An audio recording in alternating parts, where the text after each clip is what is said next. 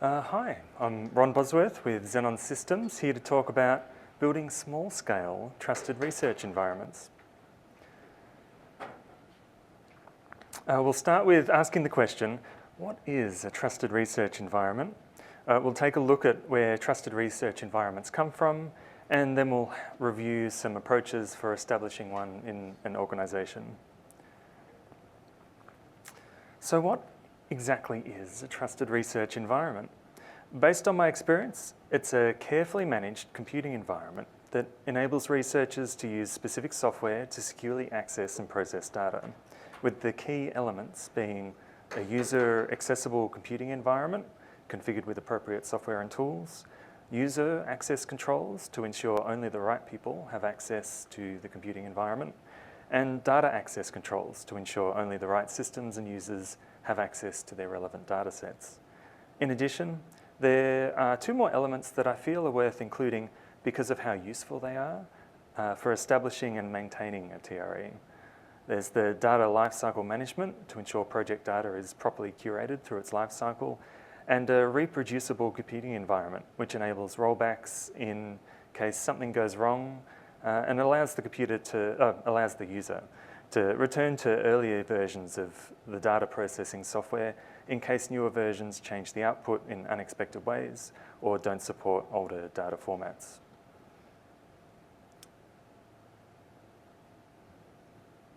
The term trusted research environment started showing up on the internet over the last few years, but there are a few other ways that people label the same kind of idea, such as secure data environment, secure access environment, secure research environment, and you get the idea. There are also a 5 safes framework that's referred to by several groups who have written about implementing these environments.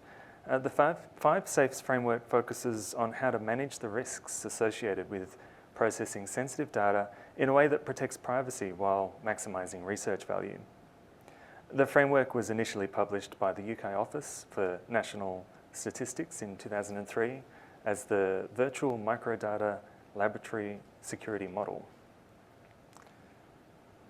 When it comes to what shape these trusted research environments can take, we can look to the major cloud providers for some examples.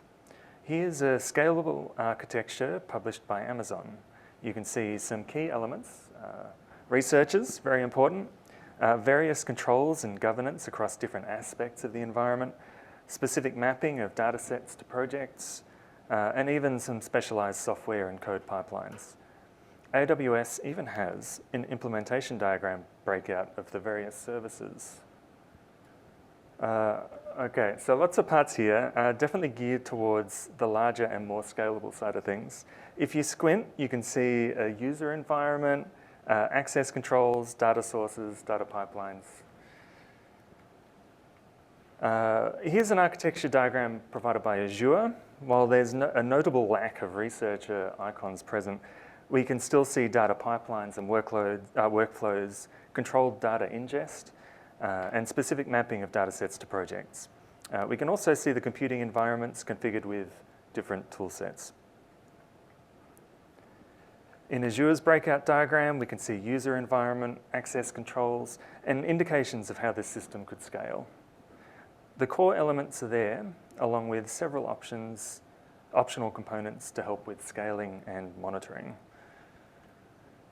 Taking a closer look at the 5 safes framework, we can see it's taking a wider view of the system. To expand on each of the elements, we've got safe projects. Is the data being used ethically and for public benefit? Safe people, are the users trustworthy, trained and authorized?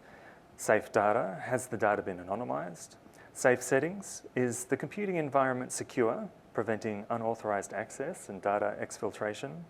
Safe outputs, have the results been reviewed to confirm no identifiable information is published? All good points worth considering, depending on your TRE's purpose. For a small on-premise trusted research environment, the architecture could look something like this. Here we have a data source, perhaps an instrument writing to a specific project folder. There's a user environment configured with specific software. Perhaps the user environment can be virtualized to make snapshots in environment reproducibility easier to manage. We'll need to implement user access controls across each system, so some kind of user and role management system will be required. We could also implement some basic data security. Perhaps the user environment can have read-only access to the project's raw data directory and write access to the project's processed data directory. So where do trusted research environments come from? Ideally, your organisation recognises the value in creating a TRE. If that's the case, then the TRE project can be driven by leadership coordinating between the research, governance, project, finance and IT groups. Though, if your organisation doesn't already have a TRE, it might not be obvious to everyone involved that one is required. If that is the case, you may see a trusted research environment organically form in the wild. Based on my experience, this usually begins with the researcher, triggered by a change in requirements, such as change in the data source, such as planning for a new instrument or data source to come online, new data processing software. Perhaps data processing has outgrown easily available compute, which is sometimes just local workstations. There could be a requirement to develop and run unsigned code, not something most corporate IT standard operating environments are geared for. Perhaps a change of team dynamic or a requirement to collaborate with external users. In its early stages, the TRE may face friction as requirements are presented to the various stakeholders involved. I've found one approach that helps is to take people along for the journey. Help people see how the success of this project aligns with the goals of the organisation and their team. Work with stakeholders at a leadership level to find agreement on the project's vision and collaborate with them to build out a roadmap.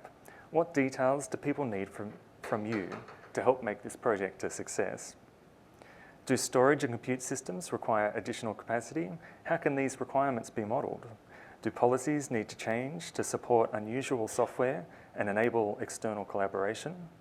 Is a change in workflow required to scale beyond local workstation processing to a larger computing environment? Even when a basic trusted research environment is established, without appropriate ongoing support, it may not be able to adapt and survive. Plan to onboard ongoing resources and establish funding to provide support into the future. Does your organisation like to plan things 5 years out, perhaps 10? These costs should be modelled so there are no surprises down the road. Now you may be asking yourself, how can we avoid the too hard basket? It depends on your organisation's business process maturity. Perhaps you have existing frameworks in place in your organisation that you can use. Within the research team, there may be some experience with similar changes. How are projects approved and prioritised? How is funding allocated? Talk with people involved in previous projects. Find out what worked well and what could be improved upon in the next time. Do you have a governance and project team? Find out what they would like to know, how they'd like to be involved, and start to build out a roadmap with them. For the first phase of the project, aim to establish a minimum viable product. Don't let perfect be the enemy of good. Aim to make incremental improvements in subsequent phases. The finance team love expenditure forecasts. The more accurate, the better. They will probably have feelings about the level of detail they require and how far into the future they like to plan. Close collaboration with the IT team will be critical to the success of the project. An IT team who is enthusiastic to support the research will need to understand the requirements from an IT perspective. Things like data generation rates, data storage over time, estimated compute and RAM requirements for a typical worst-case scenario. On the other hand, some teams find embedding specialist IT scientific resources can help align IT support with scientific IT requirements. While there will be technical implementation challenges in establishing a TRE, building the business case for IT resourcing to support both the initial implementation and ongoing maintenance may actually be the greater challenge.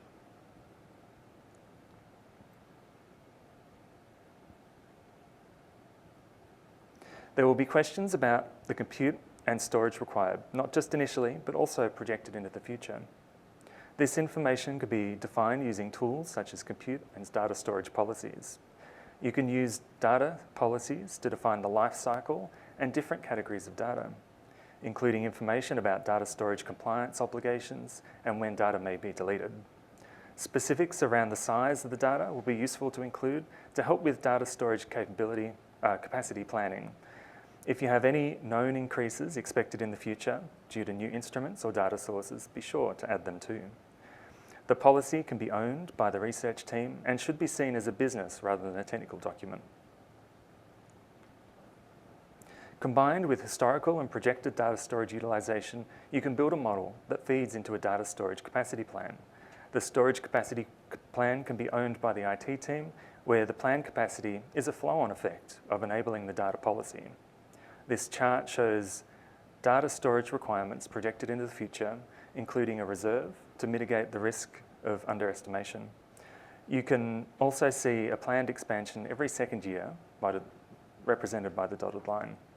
A similar kind of policy and capacity plan can be created for compute resources too.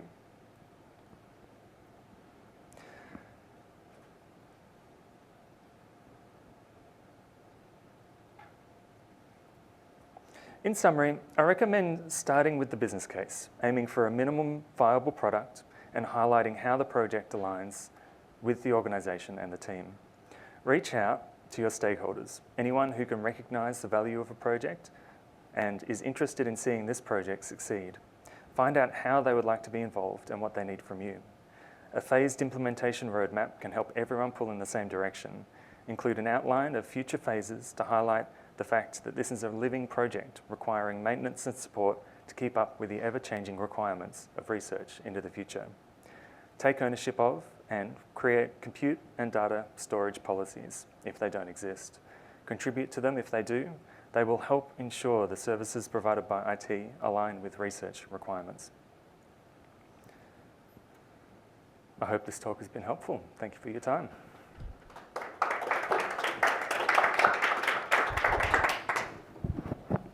Thank you. Any questions? Yes. So just wondering whether, as you guys at XENON offer solutions for the design, management, and deployment of TREs? Yes. Absolutely. So we cover the whole range from the services and consulting piece to help people figure out what they need. That's where a lot of the policy stuff comes from. It's trying to understand, sometimes from fairly low in the organisation, how to get an initiative up off the ground. They know they need compute, but they don't know how to convince internally their business that they need compute. So it's a bit of that, all the way to providing hardware, software solutions, full vertical stacks that can be brought in to match and integrate with basically anything. Along with ongoing services to maintain and just keep these systems operating into the future as well. Any other questions?